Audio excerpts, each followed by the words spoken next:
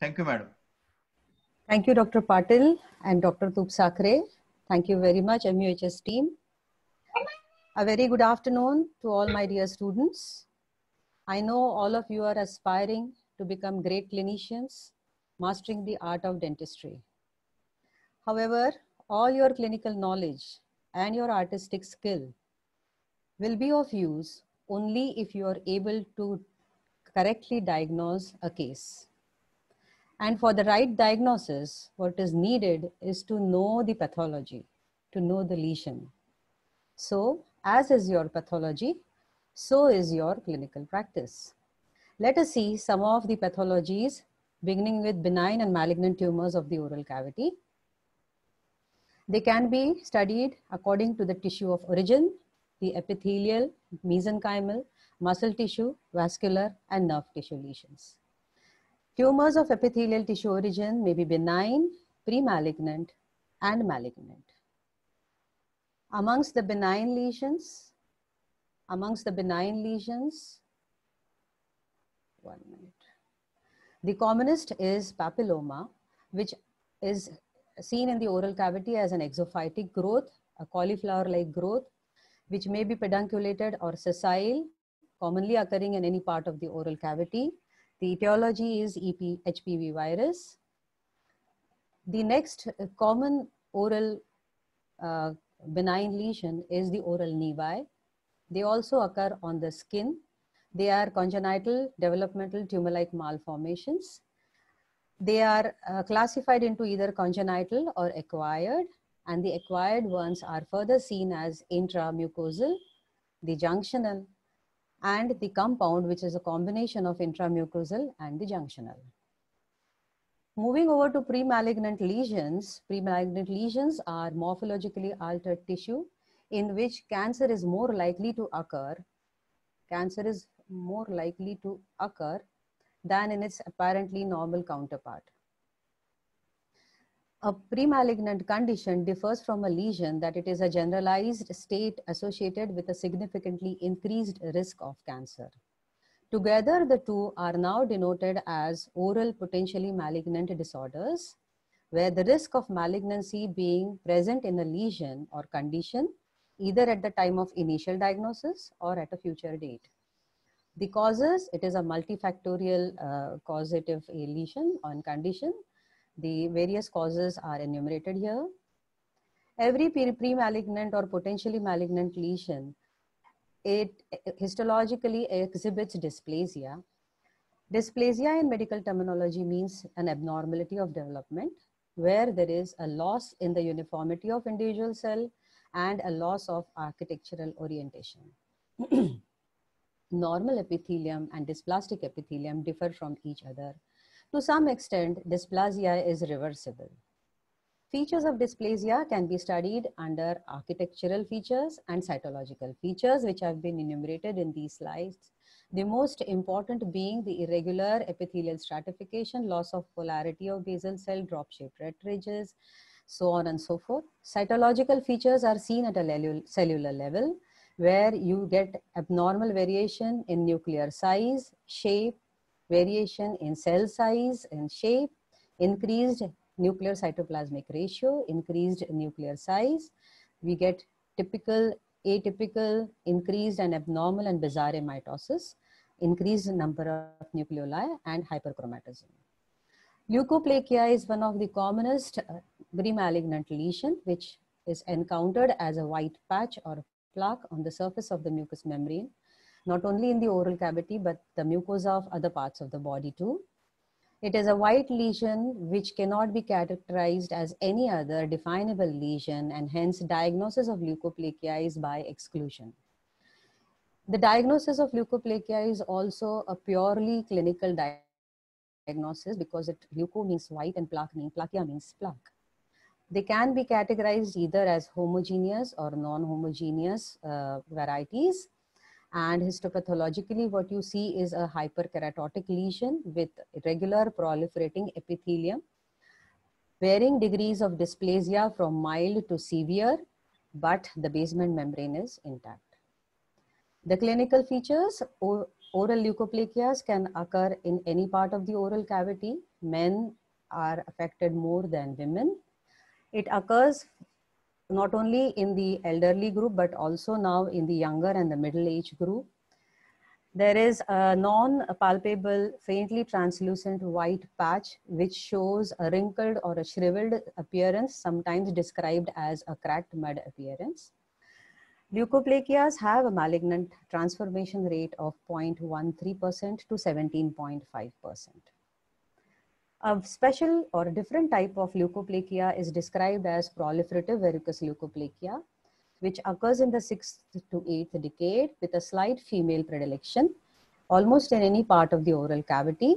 And Scheer and Pindberg have classified that 53% of PVL are associated with clinical leukoplakia, 29% show an association with verrucous carcinoma, and 10% on histology are frank squamous cell carcinomas. Erythroplakia is another precancerous lesion which appears as a red patch, which is clinically or pathologically not diagnosed as any other lesion. It is a macule or a plaque with a soft velvety texture. If you take a biopsy and see the histopathology, classically it lacks keratin. There is irregular proliferation of the epithelium. The connective tissue lamina propria cores are very close to the surface of the epithelium where there is no keratin. And hence the vasculature, it is the vasculature which is appreciated from the surface as a red patch, which is velvety in texture. And almost all erythroplakias will show severe dysplasia, or at times it is also a frank squamous cell carcinoma. The rate of malignant transformation is much higher than the leukoplakia. Another lesion is smoker's palate, which is seen more in the Andhra, state of Andhra, where there is a practice of cigar smoking with the burning end inside the mouth. The lesion is seen on the palate as a distinct keratosis, excrescences, which gives it a very pebbly appearance. White patches and red patches are seen with small red inflamed areas on the surface.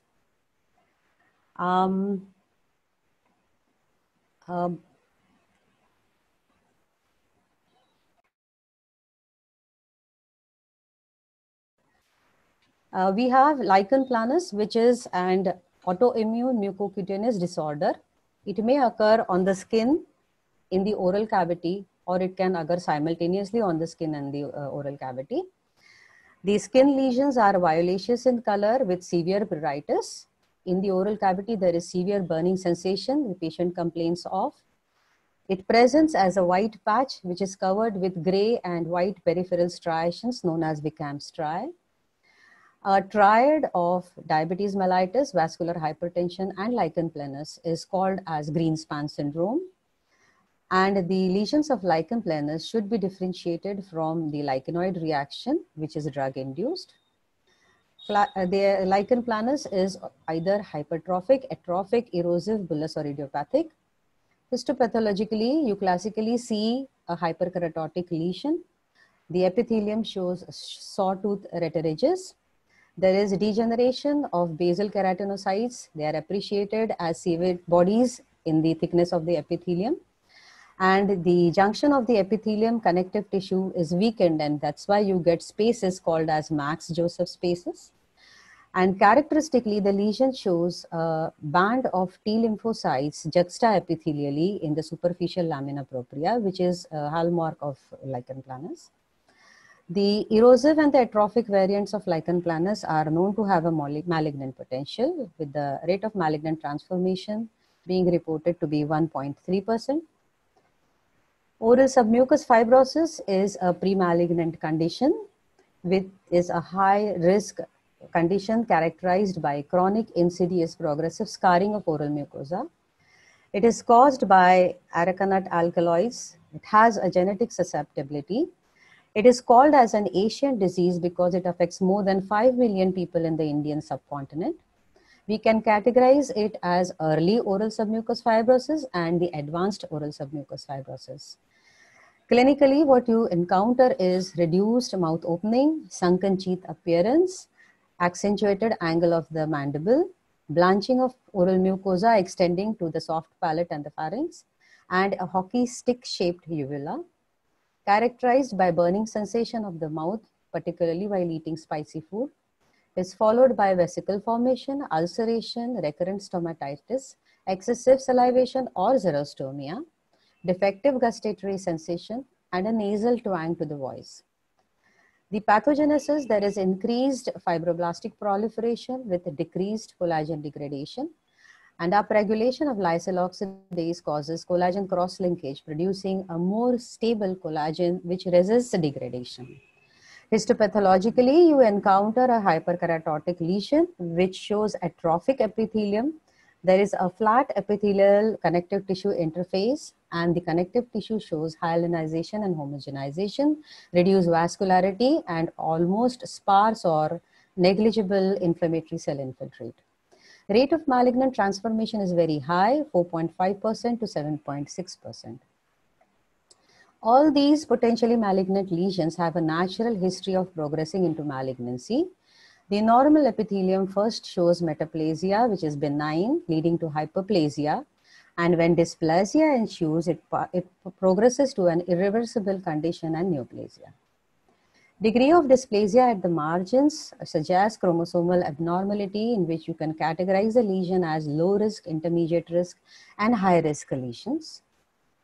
Oral squamous cell carcinoma has got various hallmarks. All the potentially malignant lesions will finally progress to the commonest malignancy in the oral cavity, that is squamous cell carcinoma.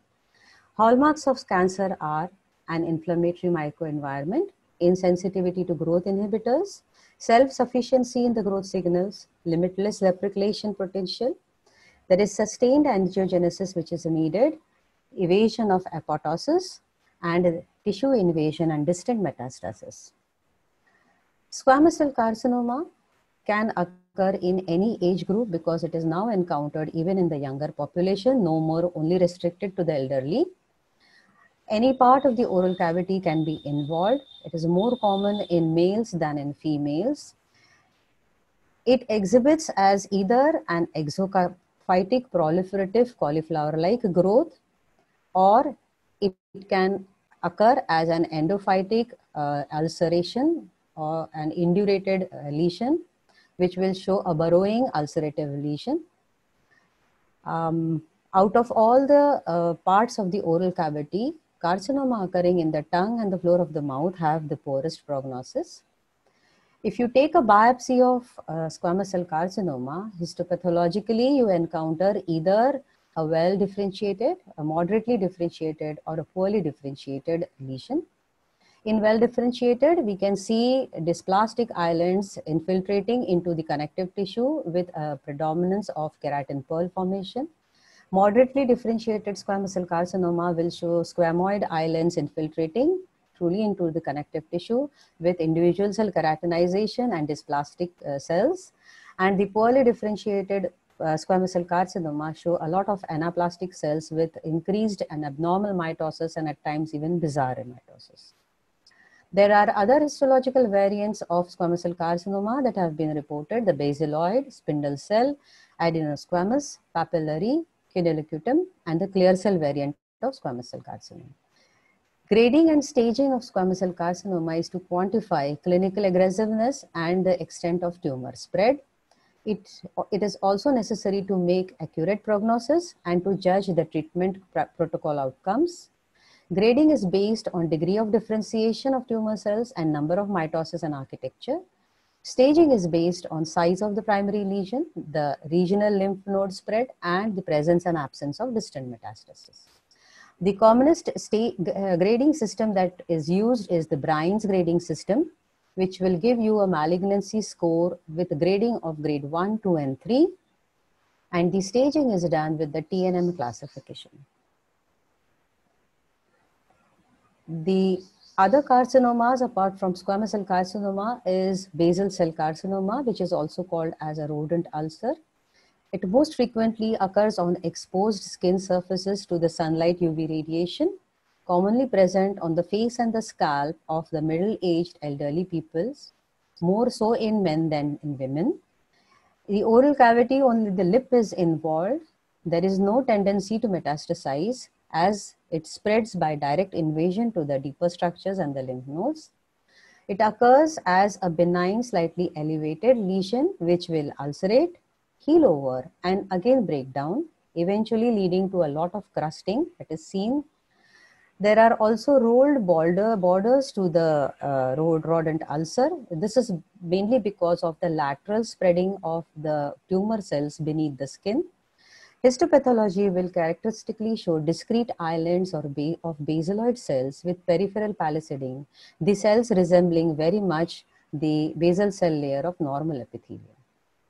Another lesion is a verrucous carcinoma, which is a form of epidermoid carcinoma. It was first described by Eckermann as a slowly growing exophytic cauliflower-like growth. It also has a low metastatic potential. Histopathologically, it is characterized by broad bulbous retillages with parakeratin plugging, which is the hallmark of this lesion. Another lesion encountered is carcinoma in situ, also called as intraepithelial carcinoma. All the features of dysplasia that have been described are present in the entire thickness and length of the epithelium. Clinically, this lesion will present as either a leukoplakia or an erythroplakia. However, it is a lesion which does not show metastasis because the basement membrane is intact and it is only contained within the epithelium, just justifying the name intraepithelial carcinoma. Malignant melanoma is another malignant epithelial tumor, which is also called as black cancer. It is a neoplasm of epidermal melanocytes. It has a predilection for palate and the maxillary gingiva and alveolar ridge.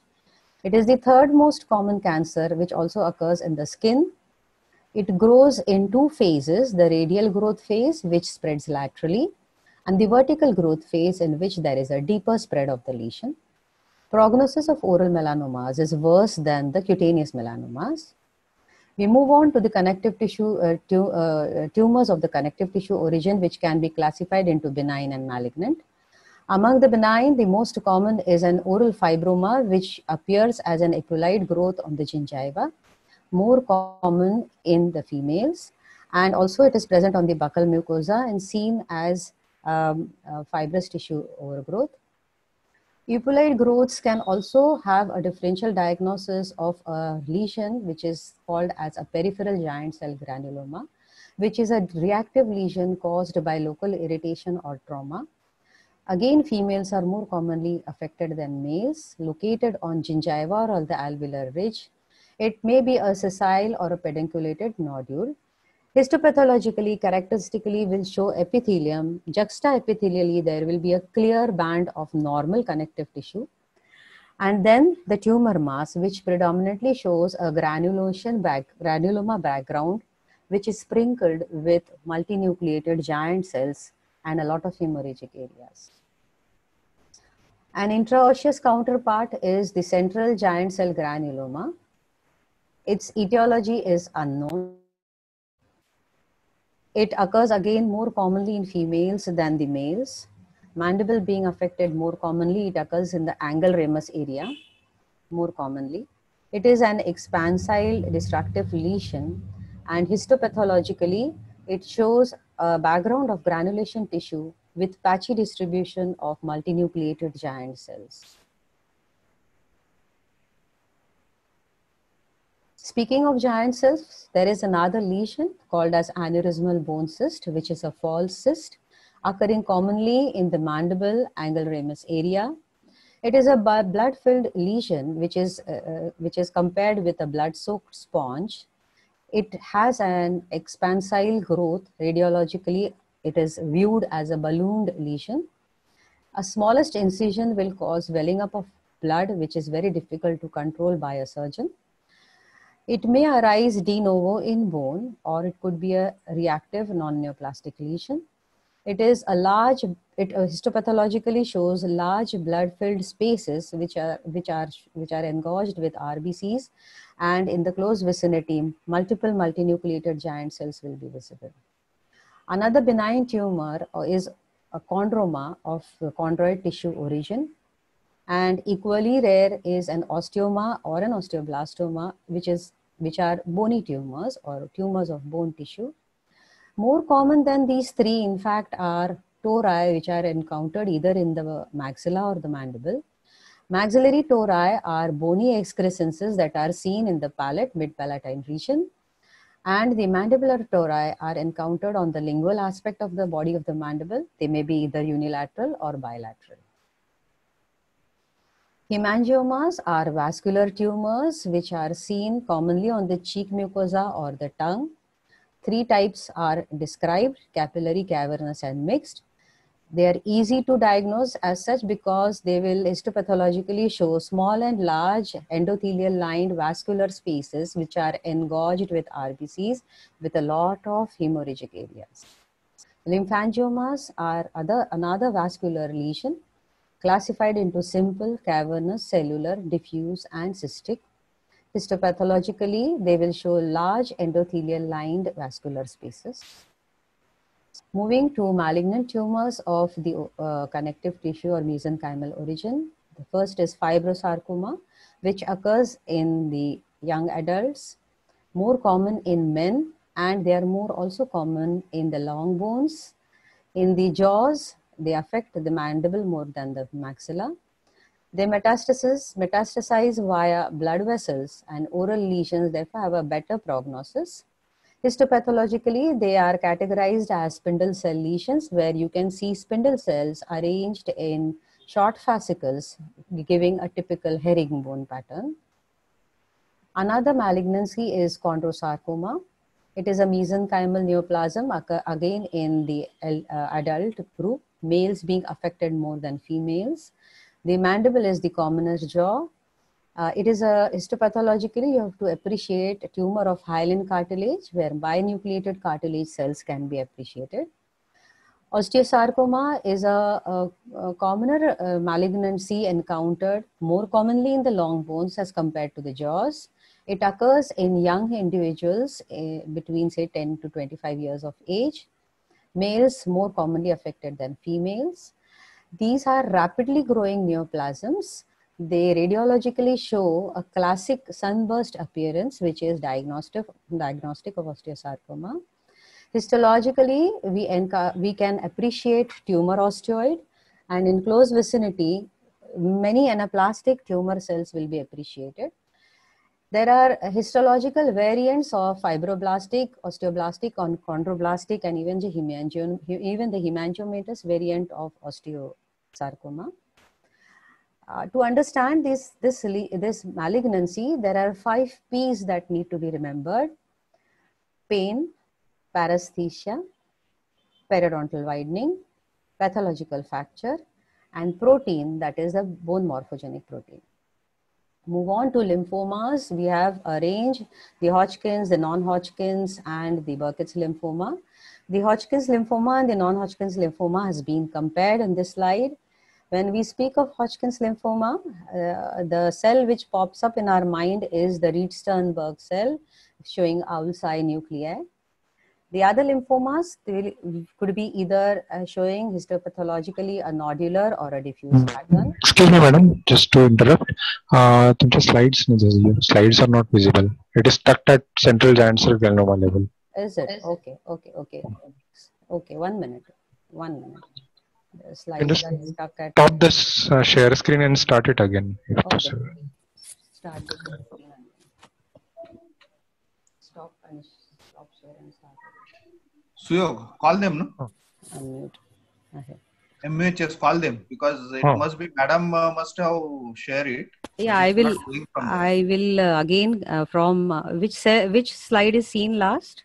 Central giant cell granuloma. I'll move on from there onwards. It's not much that has been covered after that. No.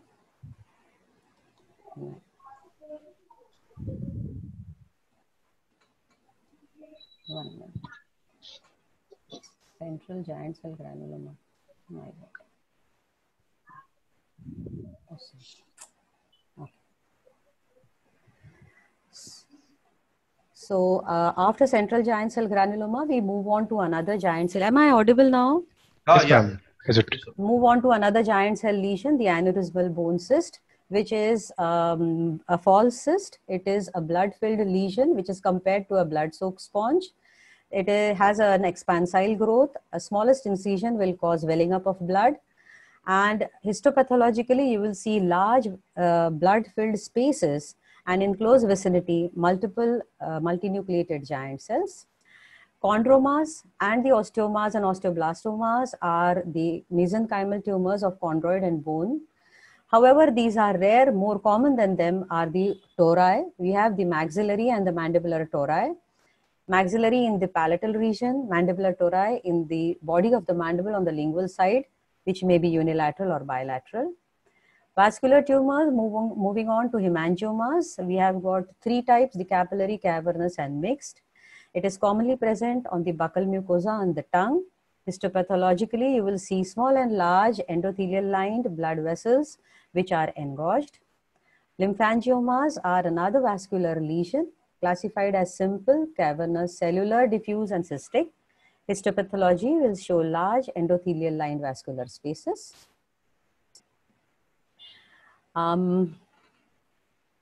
Fibrosarcomas are malignant tumor of the mesenchymal origin, commonly occurring in the long bones.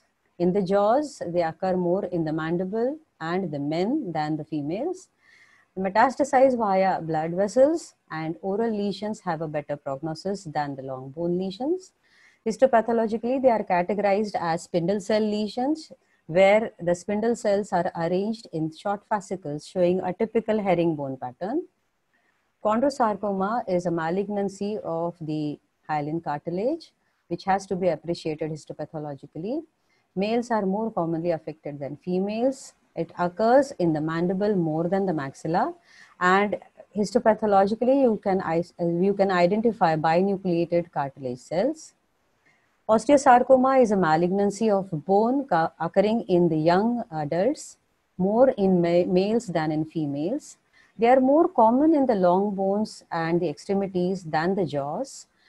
In the jaws, they are rapidly growing lesions, radiologically seen as a sunburst appearance, which is diagnostic of osteosarcoma.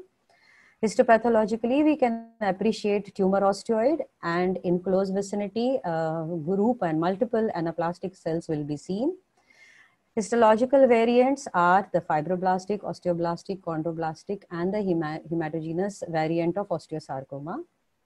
To understand this lesion, we should remember the 5 P's, that is pain, paresthesia, periodontal widening, pathological fracture, and protein, which is the bone morphogenic protein. Moving on to a group of lymphomas, the Hodgkin's, the non-Hodgkin's, the Burkitt's lymphoma. The Hodgkin's and the non-Hodgkin's lymphoma has been compared here on this slide. When we speak of Hodgkin's lymphoma, the cell which pops up in our mind is the Reed-Sternberg cell, which classically shows owl's eye nuclei. Lymphomas may be either diffuse or nodular histopathologically. Tumors of muscle tissue origin are extremely rare. Of smooth muscle, they are called as leiomyoma, rhabdomyoma of the striated muscle tissue, and their malignant counterpart being called as leiomyosarcoma and the rhabdomyosarcoma. The tumors of neural origin, in fact, are more common, the commonest of them being traumatic neuroma. It is not a true tumor, in fact, it is an exuberant attempt at repair, always encountered after a tooth extraction or post-surgical procedure. Histopathologically, you can appreciate discrete bundles of proliferating nerve fibers.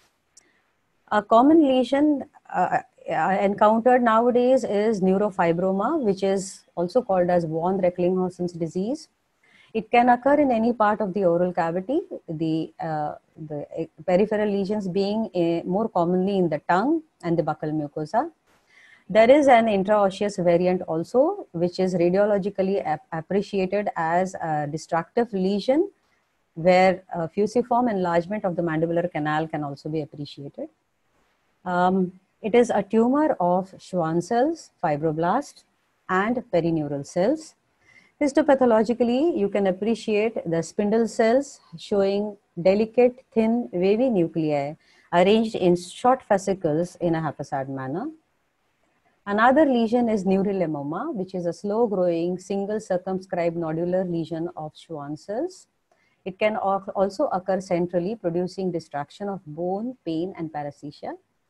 The spindle cells are arranged in two patterns, giving rise to two types of tissue, the Antony type A, where there is a regular regimenting appearance of the spindle cells shoulder to shoulder with verruca body formation, and the Antony type B, where the cells are arranged haphazardly. We move on to the developmental disturbances of oral and paraoral structures.